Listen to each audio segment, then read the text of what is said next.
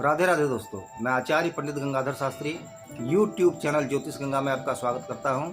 दोस्तों, आज मैं आपको सुनाऊंगा पुरुषोत्तम मास महात्म्य के 12वें अध्याय की कथा।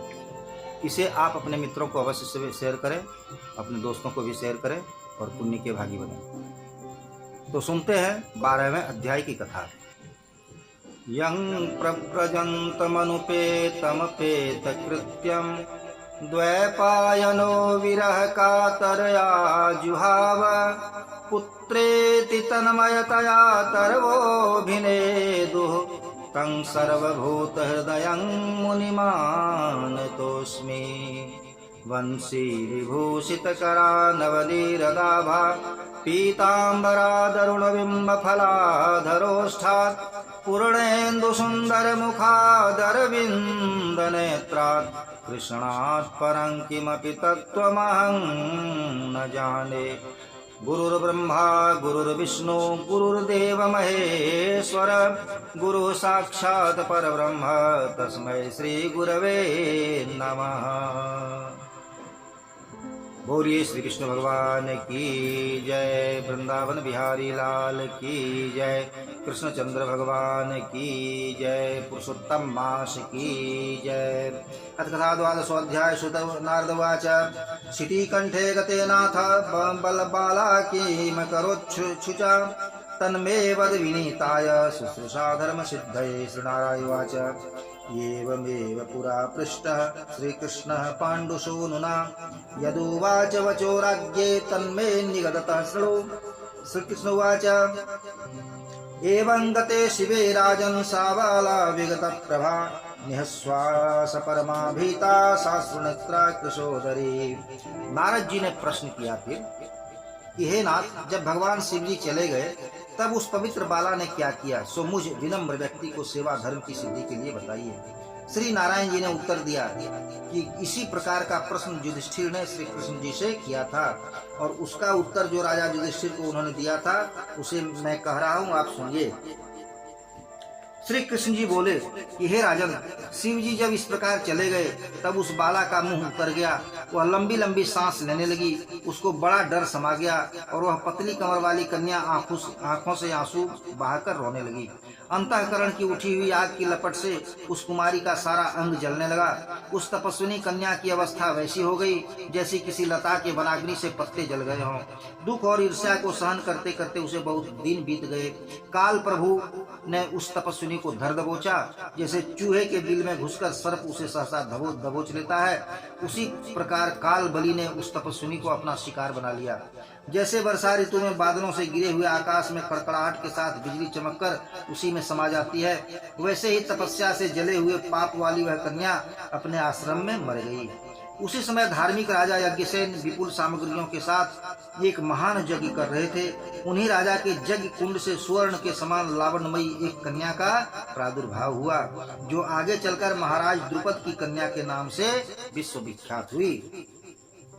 पूर्व जन्म में जो मेधावी ऋषि की कुमारी थी वही समस्त पृथ्वी पर द्रौपदी नाम से प्रसिद्ध हुई। हे महाराज युधिष्ठिर, उसी को स्वयंवर में मत से वेद कर भीष्म पितामह कर्ण आदि महान राजाओं को तिनका के समान बनाकर राजाओं की मंडली में खलबली मचाकर अर्जुन ने पांचाल राजकुमारी को प्राप्त किया। श्री नारायण कहते हैं कि हे मुनिवर नारद जी, वही द्रौपदी दुराचारी दुशासन द्वारा बाल पकड़कर खींची गई और ऐसी उत्कृष्ट रमणी को हृदय में सूल के समान चुभने वाले कर्ण कटु वचन सुनाए गए।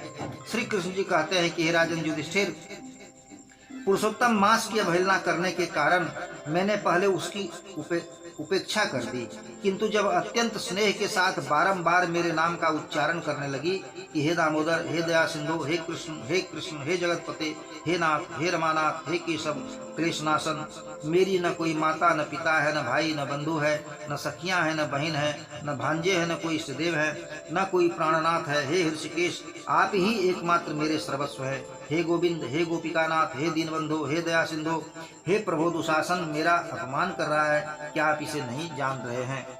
वह पहले मुझ पुरुषोत्तम को भूल गई थी, पर जब द्रुपद राजकुमारी ने मुझे स्मरण किया तो मैं शीघ्र गरुड़ पर आरूढ़ हो वहां पहुंचकर हे राजन युधिष्ठिर उसको विविध प्रकार की साड़ियों से आच्छादित कर दिया।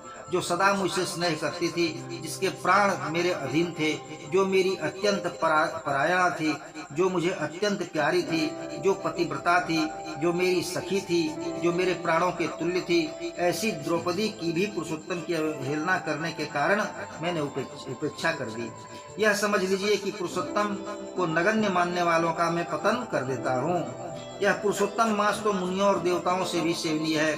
फिर समस्त कामनाओं की पूर्ति करने वाला पुरुषोत्तम मास तो मनुष्यों द्वारा आराधनीय है ही। इस बारे में क्या पूछने की बात है। इसलिए आगे जो पुरुषोत्तम मास पड़ने वाला है उसका आराधन पूजन व्रत कीजिए। जब तो 14 वर्ष की वनवास की अवधि बीत जाएगी तब तुम्हारा अभ्युदय होगा। हे पांडुतनय, जिन जिन धार्तराष्ट्रों और उनके सहयोगियों ने द्रौपदी के केश कलापों को खींचा जाता हुआ देखा है, उनको नारियों की हे राजन जूड़ा पासों को मैं कुपित होकर काट डालूंगा और दुर्योधन आदि सभी राजाओं को यमलोक में पहुंचा दूंगा। समस्त बैरियों का नाश करके आप सम्राट बनेंगे। मुझे न तो क्षीर सागर सुता लक्ष्मी प्रिय है, न तो बलराम प्रिय है, न तो माता देवकी प्रिय है, न प्रद्युम्न प्रिय है और न सात्यकी ही प्रिय है। जितना मुझे अपने भक्त प्रिय हैं उतना मुझे कोई भी प्रिय नहीं है। जिसने मेरे भक्तों को सताया उन्हें मैं सदा पीड़ित करता रहता हूँ। हे पांडुनंदन, उसके समान मेरा कोई दूसरा शत्रु नहीं है।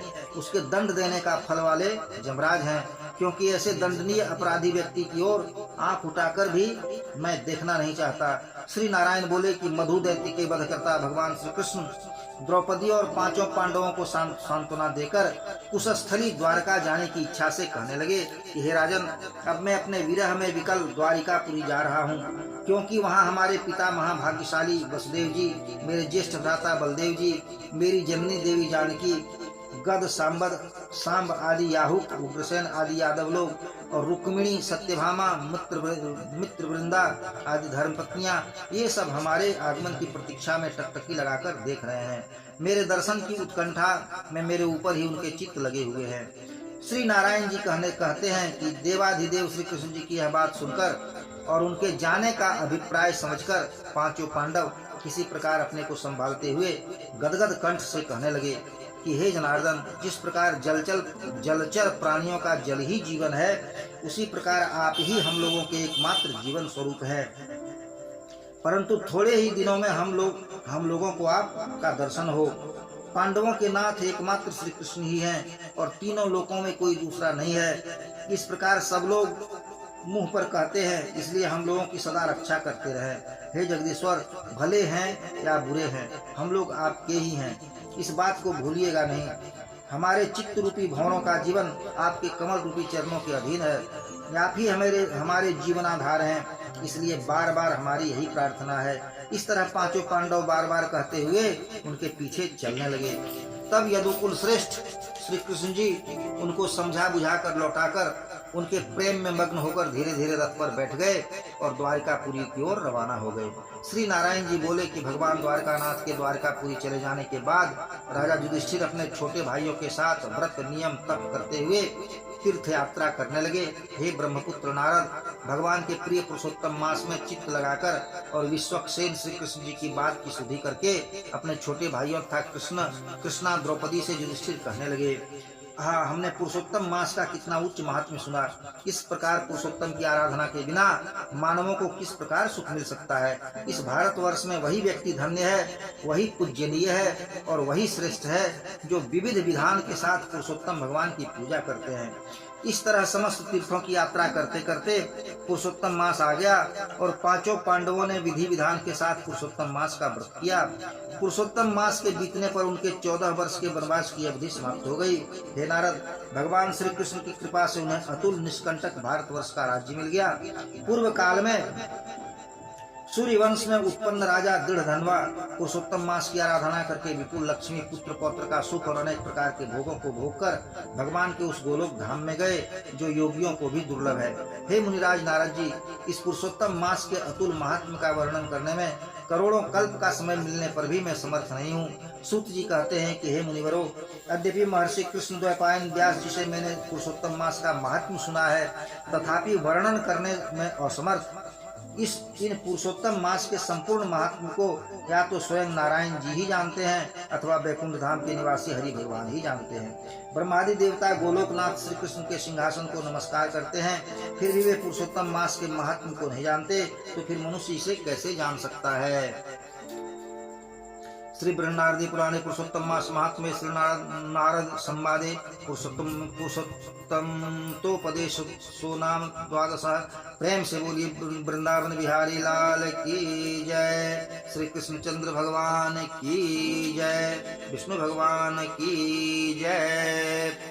दोस्तों, यहाँ 12 अध्याय की कथा पूर्ण होती है और इससे आगे भी मैं सभी अध्यायों को अपलोड कर दूंगा। आप इसे अवश्य सुने और अवश्य लाभ प्राप्त करें। राधे राधे दोस्तों।